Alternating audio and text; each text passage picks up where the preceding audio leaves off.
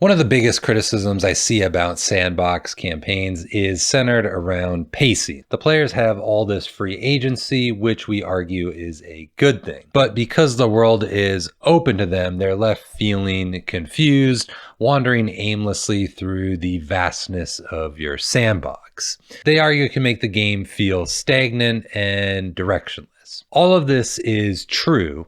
But if and only if you, the game master, sit back and do nothing. If you truly think the open sandbox means that you as the GM can't offer any input or direction, then you will have an aimless game. Obviously, we don't want that, so that begs the question, how do you maintain a sense of momentum and engagement in a sandbox campaign when there is no prescribed plot to drive the action forward? That's the topic of today's video. Hi, welcome aboard the Earthmote. I'm Randall. Today we'll talk about it and we'll get some practical techniques on how you can inject some momentum into your campaign and keep it feeling dynamic and exciting without any prescribed plot.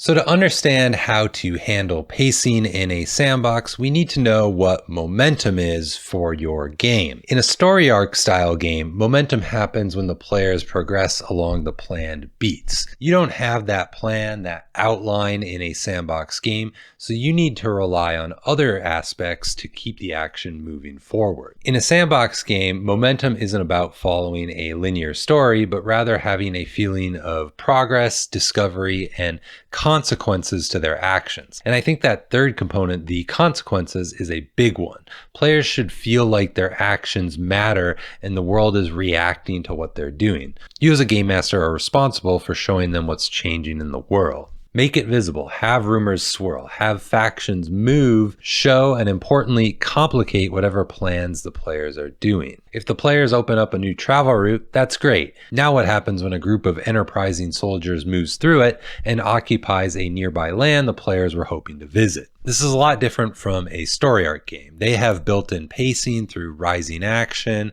climax, and resolution. In a sandbox, the pacing needs to be more emergent. When players explore areas, give them opportunities to meet interesting characters and put them in interesting scenarios, and then see what happens. You may not have known ahead of time that the party would encounter the wizard Ernesto the Magnificent, but now that he's right there in front of them, what are you going to do with that opportunity as a game master? What is Ernesto's motivations, his current goal? Is the party a possible ally or are they an obstacle? That's the emergent play. Hopefully from those interactions, the players can start to form their own ideas, their own ambitions, and their own goals. And that's where you find your momentum. The player agency is the driving force, their goals. But you as a game master, you are the fuel to their fire. You control the interactions in the world. You make interesting scenarios for them to interact with. As a game master running a sandbox, you can focus on presenting multiple smaller hooks or events within your world. They are what sort of help seed the ideas of adventure for your party. Then think about how those events can intersect and influence one another. These events start to get tangled up and they create snags and all sorts of problems for the party. And as a game master, that's wonderful. That means you're doing a great job and this is working exactly as intended, because life is messy. There's lots of conflicts, there's lots of challenges, and you should embrace it and you should see how the party's going to deal with all of it. Here are a couple quick examples. Maybe a local noble's actions might have inadvertently disrupted a long-standing tradition in another region, and now there's going to be some fallout wherever the party is. Perhaps rumors of a treasure hoard have attracted both the attention of the party and rival adventuring groups. And thirdly, maybe a monster the party has dealt with earlier might have had connections to a larger unseen threat that's now starting to make inquiries about what happened to their past acquaintance. So how do we implement ideas like this? Well, I like to think about the ripple effects of the different events that are happening. And I think about the question, how can I use those events to plant future seeds and make future connections to different players in the sandbox? Look at those major players in your sandbox, your factions, or your powerful single entities. Is there any way those recent events affect them? If so, think about how those parties are going to react next, and then start to play that out in the sandbox. Of course, these reactions are going to filter to the party through rumors, encounters, social play, and possibly the discover of intel that hints at these different connections that you're hoping to make, and ultimately hope the party will make. If you can do that, I think you're going to have a lot of really interesting situations that are starting to get tangled up with one another that your players can follow and play out. And I think your pacing is really going to be strong from all of that. All right, your second technique for managing the pacing of your game is all about timekeeping and time pressure. Gary Gygax said it way back in 1979, and it's still relevant today. You cannot have a meaningful campaign if strict time records are not kept. You need to have events or plans roll out over the course of time as your party lives in your campaign world. Putting things on a deadline creates that sense of urgency for the party to act. If they don't act, well, then they'll find out what the consequences of ignoring it are. Here's a couple examples. A rival group is also searching for a powerful artifact, creating that race against time. Or a natural disaster is brewing and the players have limited time to prepare and evacuate. Or political tensions are escalating, potentially leading to a war if not addressed. All these are great examples of that time pressure that something is going to happen if the players do nothing. So how do you go about implementing this? You as a game master need to use in-game calendars to track the passage of time. And you cross-reference your faction's plans with the calendar to figure out when things will happen if they're not interrupted. Be sure to clearly communicate potential consequences to the players.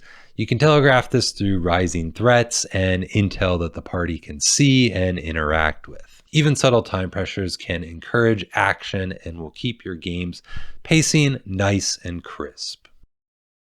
So as your party starts to get into the game a bit and learn a little bit more about the world, they're going to start to talk about things that they find interesting and they like. This is where you need to be sure to take note. This is your opportunity to introduce some more of those ingredients into your game. If you're like me, you don't prepare too far in advance. So if your players start talking about something they'd like to see more of or something they'd like to accomplish, make a note of it and figure out how you can work more of that into your world and some of the future areas that they will see. Of course, you might have some larger outlines built about the structure of your world, the themes you want to include, all of that, but now's your chance to figure out how that outline and those ideas that the players are starting to pick up on is really going to manifest within your game. The other source of goals is factions. Factions play a huge part in running a sandbox. You need to introduce factions and their agendas into your game. Present various groups within the sandboxes with their own motivations, goals, and relationships with one another, and see how the party starts to interact with them and choose different sides. So how do we go about implementing these ideas into our games? Well, on the player side, you need to make sure you're taking note of those players' long-term aspirations and goals and figure out how you're going to fit that into your sandbox. Introduce opportunities through your locations and characters that the party could seize upon and make further progress on those goals that they've now defined. On the faction side of things, be sure to introduce factions early and make their presence felt within the world. Have these motivations manifest through encounters, locations, and characters the players can interact with. The party can choose who they want to align with, who they're going to oppose, or manipulate these different factions, and naturally all of that's going to create conflict and momentum. If you can focus on the player and faction goals, that's really going to drive a lot of action and momentum in your game, and your pacing is going to be completely fine. So that's really it. Entangle your threads, put things on a clock, and leverage those player and faction-based goals. Momentum in a sandbox comes from the dynamic interplay between player actions and a reactive world, not a pre-written plot. Of course, some of these tools will work better for your game than others, so really figure out how to adapt them to your own campaign and your players, and I think you'll have something that will work really wonderfully for your game and help you get that pacing right. Leave a comment down below if you have any tips on keeping momentum in a sandbox campaign. If you enjoyed the video, don't forget to like and subscribe. Consider checking out Enchanted Nimbus, my monthly newsletter. Thanks for hopping aboard the Earthmote. I'll see you in the next one.